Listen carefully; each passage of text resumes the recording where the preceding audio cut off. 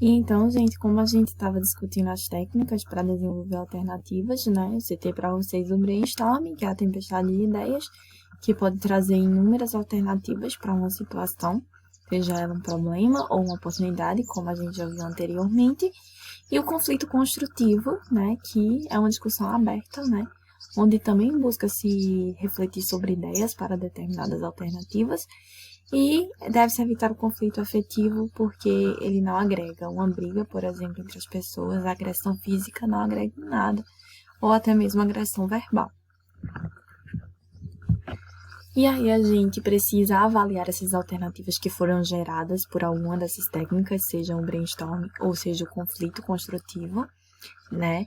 E essa avaliação envolve alguns fatores, como o impacto financeiro, né?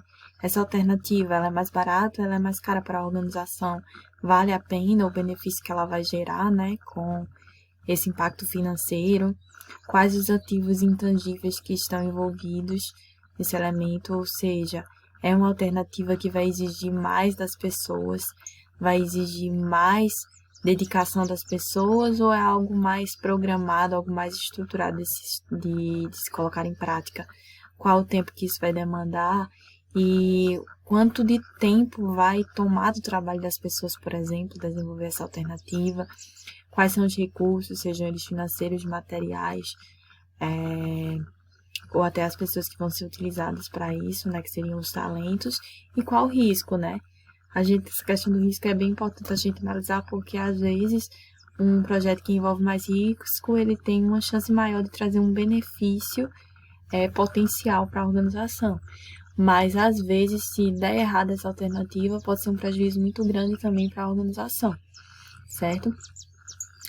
Pode ser, às vezes, que o investimento ele seja alto para uma organização, mas o retorno ele seja alto, certo? E isso vale a pena, mas também envolve operações de alto risco, certo? Por exemplo, se uma organização ela decide perfurar um solo para identificar se ali tem como extrair petróleo, é um investimento muito alto, mas que se sair o petróleo, o retorno vai ser muito rápido. Se não sair, vai haver uma perda muito grande. Isso seria um exemplo de uma operação de risco, certo? Que uma organização pode tentar desenvolver. Já a seleção e a implementação da melhor alternativa é resultado de você ter avaliado todos esses fatores e ter escolhido a alternativa que melhor se encaixa, seja aos recursos que você possui, ao tempo que você possui, a capacidade cognitiva dos seus funcionários, certo? Se isso se alinha aos valores da sua organização. Então, quando você escolhe, você procura implementar essas ações, certo? Para resolver o problema ou aproveitar a oportunidade, como a gente vem batendo na mesma tecla, porque você só decide em relação a um problema ou em relação a uma oportunidade. Já o monitoramento e o feedback é necessário em qualquer processo de decisão, porque você avalia se é necessário reformular o que você está fazendo. Se aquela decisão deu certo, ela vai servir como um parâmetro para próximas decisões da organização, certo? Ela vai entrar nas políticas da organização, como a gente tinha visto em regras, procedimentos e políticas, né? Mas, se ela não deu certo, ela serve como aprendizado para que as pessoas não repitam o mesmo erro. Então, isso é uma forma de se ter um diagnóstico de se aquela decisão ela foi importante para a organização. E aí a gente entra no modelo racional de decisão, e que ele é totalmente ao contrário da intuição, certo? O modelo racional, os administradores, os gestores, eles procuram tomar decisões ótimas que maximizem os resultados. E para tomar essas decisões ótimas, eles precisam de um processo bem estruturado, bem parecido com aquele modelo que a gente viu agorinha, que envolve um diagnóstico de situação, que envolve desenvolver alternativas, que envolve avaliá-las, certo? Então, é um processo que existem passos a serem seguidos pelo gestor, pelo decisor.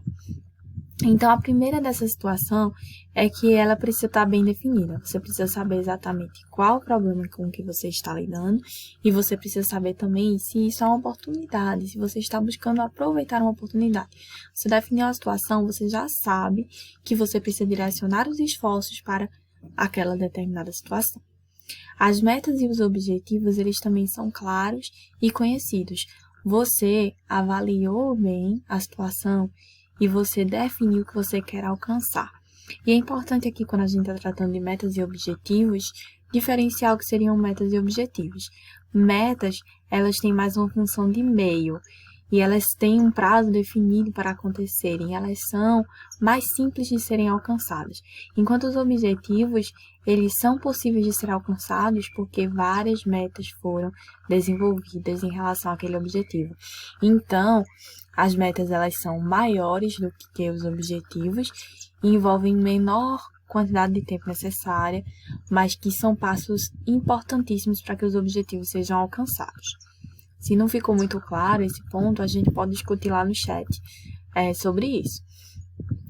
Não há restrições de tempo ou de recursos, ou seja, a organização está direcionando todos os seus esforços para desenvolver essa decisão. A informação ela é precisa, mensurável, ou seja, pode ser medida, tem números relativos a ela, e é confiável, porque estamos tratando de um processo racional, então tudo é bem estruturado. Os critérios são identificados, estáveis e constantes para a avaliação de alternativas, ou seja, você tem uma série de critérios, uma lista, onde você pode avaliar se aquela decisão ela é a melhor possível para a organização. E mais importante ainda, a decisão é racional. Ele se baseia em critérios e regras bem definidas. Ele não se baseia no que ele está achando que é legal para a organização, mas o que é mais viável, o que utiliza os recursos da melhor forma possível, ou seja, a decisão que é mais eficiente e eficaz para a organização. Já o papel da intuição, a gente poderia dizer que você se utiliza das suas experiências vividas para que você tome uma decisão. Ou seja, você vê aquela situação e você tenta redobrar a sua memória, trazer ao presente momento uma situação parecida que te ajude a decidir, certo? Eu gosto de brincar quando a gente trata de intuição, de lembrar relacionamentos. A gente, ao longo dos relacionamentos que a gente tem, amorosos, a gente vai aprendendo, certo? E quando a gente se depara com uma situação parecida que a gente já viveu anteriormente, a gente renova aquele pensamento na nossa memória e tenta decidir a partir daquela experiência que a gente teve anteriormente, para que a gente não erre de novo, para que a gente melhore com aquela nova pessoa que a gente está. Então, a experiência vivida nos ajuda a tomar decisão, a interpretar melhor uma situação, seja ela um problema ou uma oportunidade. E como você não tem uma série de passos a serem seguidos, uma estrutura, como existe no modelo racional de decisão, é uma perspectiva que envolve muita coragem e confiança. Você precisa confiar muito na sua experiência para que você possa tomar essa decisão dessa forma. E aí a gente entra nos estilos de tomada de decisão, que eu falei para vocês que seriam 4 que a gente iria ver. E esses estilos, eles variam conforme a orientação e conforme a complexidade cognitiva. E o que seria isso? Se um gestor, se um decisor, ele é mais orientado para a tarefa, ele tende a ter um determinado estilo. Se ele está preocupado com a execução da tarefa. Mas se ele está preocupado mais com o que as pessoas sentem, com o que as pessoas estão fazendo na organização, eles vão ter outro determinado tipo de estilo. Há também a questão da complexidade cognitiva, certo? Se a tarefa, se a decisão ele exige uma alta complexidade cognitiva, ou seja, exige que a pessoa pense muito, que a pessoa planeje muito, vão ter outros estilos também. E se exige que a pessoa pense menos, que a situação já está ali com o curso bem mais definido, então vai ter outro tipo de estilo. Vamos ver um exemplo. Um gestor que ele é orientado para a tarefa e que a tarefa exige baixa complexidade cognitiva, ele vai ter um estilo diretivo, ou seja, ele vai direcionar as pessoas para as atividades e as pessoas vão saber exatamente o que fazer, certo? Mas aí a gente vai ver cada um desses estilos nos próximos slides. Então, o estilo diretivo são pessoas orientadas para o desempenho e com baixa complexidade cognitiva. Ou seja, eles definem metas e objetivos para aquelas tarefas e esperam que elas sejam cumpridas conforme ele direcionou. Já o estilo comportamental, se a gente for lembrar até da escola comportamental, é uma preocupação maior com as pessoas, com o que elas sentem, com a satisfação delas. Então, as decisões são tomadas com a preocupação com o bem-estar das pessoas. Se eu tomar essa decisão, eu vou atrapalhar a motivação do meu funcionário, eu vou mexer na satisfação dele. Se eu reduzir um bônus que os funcionários têm direito, porque a organização está numa situação de crise, o quanto isso vai refletir no bem-estar que elas têm na organização. O estilo analítico são pessoas orientadas para tarefas e com elevada complexidade cognitiva. Outro toque exige complexidade cognitiva. Então, ele vai incitar que as pessoas pensem sobre a tarefa. Não é simplesmente executar, a tarefa não tem um curso a ser seguido, precisa se pensar sobre a situação específica. Já o estilo conceitual são pessoas que tomam decisões socialmente orientadas e que consideram grande quantidade de informação. Ou seja, são um modelo que seria ideal, né? Se preocupa com as pessoas e se preocupa com a tarefa, né? Há uma preocupação no que a decisão vai refletir no indivíduo e que ela precisa ser pensada adequadamente, porque é uma informação complexa. Já a tomada de decisão em grupo, a gente vai ver que ela apresenta vantagens e desvantagens, né? A tomada de decisão, quando a organização ela abre para que as pessoas ajudem, ela precisa ver os prós e os contras. As vantagens são maior qualidade e precisão, porque você vai ter um maior número de alternativas sendo discutido. A informação, consequentemente, vai ser compartilhada, as pessoas vão aprender com aquela informação, vão ter experiências diversas, ou seja, situações que a pessoa lidou no passado e que pode ajudar no presente momento da organização. Você vai ter um maior número de alternativas, porque mais pessoas pensaram. Aumentar a motivação, porque quando você participa de um processo decisório, você se sente mais parte da organização e você tende a apoiar aquela decisão porque você fez parte dela.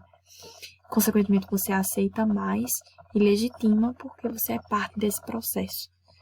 E assim as pessoas também vão ter maior controle sobre as ações. Seria um estilo de organização mais horizontalizado, que não tem tanto uma hierarquia como a gente viu nos outros casos, em organizações mais hierárquicas.